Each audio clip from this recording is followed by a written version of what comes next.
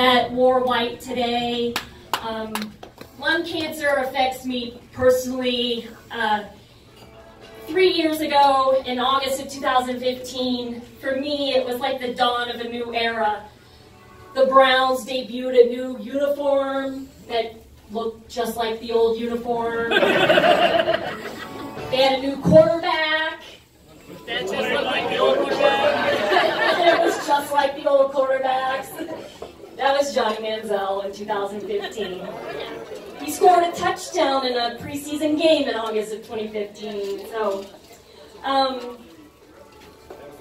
I was 2 years into my career as a letter carrier at the station downtown. I was walking about 40 miles a week at work. My boyfriend and I had talked about getting married. We started to remodel the house to make it a home for us, for our future. I had discovered running as pleasure, which I had always hated running, and I joined Jack Quinn's Runners Club, and I was running at least 1 5K a week after a day of work, and a day could be anywhere from 6 to 12 miles of walking. So I was at my top of my physical game, so I decided to step it up, and I wanted to do the Manitou Incline. So I did the Manitou Incline and ran down the bar trail for the first time, and everybody asked me, how was it, and I kept saying it was easy on my legs, but I kept having to stop to catch my breath. And people would say, well, that's altitude, but we live at altitude and I worked at altitude, so I knew something was wrong. And the previous months I had had a persistent cough and went to 2 different types of urgent care type facilities, thinking that I had bronchitis, and both times they told me my lungs sounded clear. So I was ready to tackle the incline again. I went to a doctor to find out what my breathing problems were. He did a chest x-ray, and I had a mass in my right lung.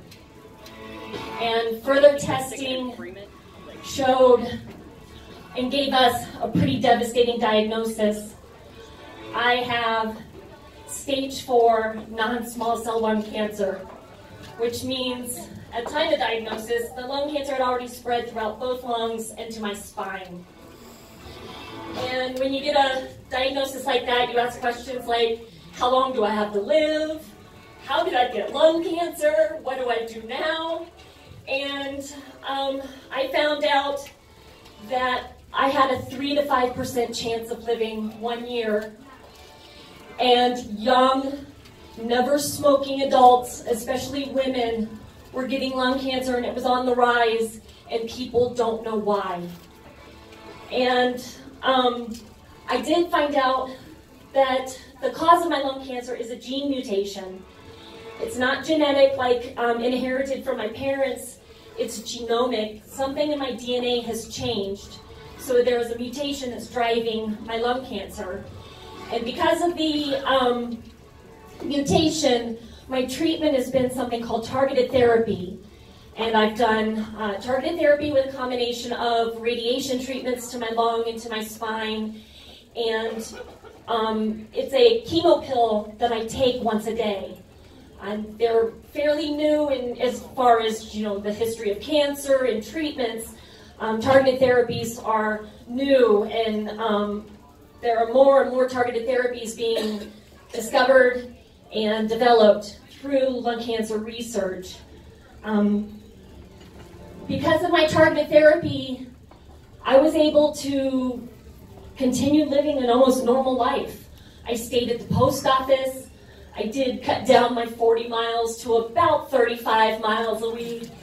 And I was able to just keep on, and I was able to come watch the Browns every week and yell at the TV, and everything was great. But lung cancer is tricky and finds ways to resist treatments that worked. I was considered no evidence of disease 8 months after starting treatment, but the lung cancer found a way to resist my treatment, so I had to switch treatments. But I'm lucky enough that there was a treatment that was already FDA approved that I could switch to. I'm now on my 3rd FDA-approved treatment that it's been able to keep my cancer stable and keep me healthy enough to live an almost normal life. And lung cancer, I found out after I was diagnosed, the only thing that I knew about lung cancer before my own diagnosis is what I learned in my elementary school health class. And I think everybody probably remembers that display of the black smoking lung, and they teach you smoking causes lung cancer, and that's the only thing that everybody knows. Everybody knows smoking causes lung cancer. I don't have to teach that. I don't have to share that with you guys. But not everybody knows that never smokers and non-smokers are getting lung cancer, and there's risk factors like radon, asbestos, occupational exposures. Our military veterans are 25% more likely to be diagnosed with lung cancer than civilian populations because of their exposures to asbestos, radon, diesel exhaust, Agent Orange. These are all things that are known to cause lung cancer. And lung cancer is the biggest cancer killer in the world. It kills more than breast, colon, prostate, liver cancers combined. And people aren't aware of this and they don't know. And I'm here to, and part of the LCAM campaign. LCAM is Lung Cancer Awareness Month. They are a part of International Association for the Study of Lung Cancer in Aurora, Colorado. And also today our 50-50 drawing proceeds will be donated to Lung Cancer Colorado Fund. That is researchers and doctors at Anschutz Cancer Center that are finding finding treatments and finding discoveries in lung cancer that are not only benefiting people in Colorado and could benefit me directly, it's benefiting people in the world, around the world with lung cancer. So I hate to be like bringing the house down today, but it's things that people don't know. There are some families that lung cancer runs in their families. So if you have a relative that's passed away from lung cancer, it's something to be on your radar, and remember that it can be hereditary. So if anybody has any questions about lung cancer or about LCAM, you can come and ask me.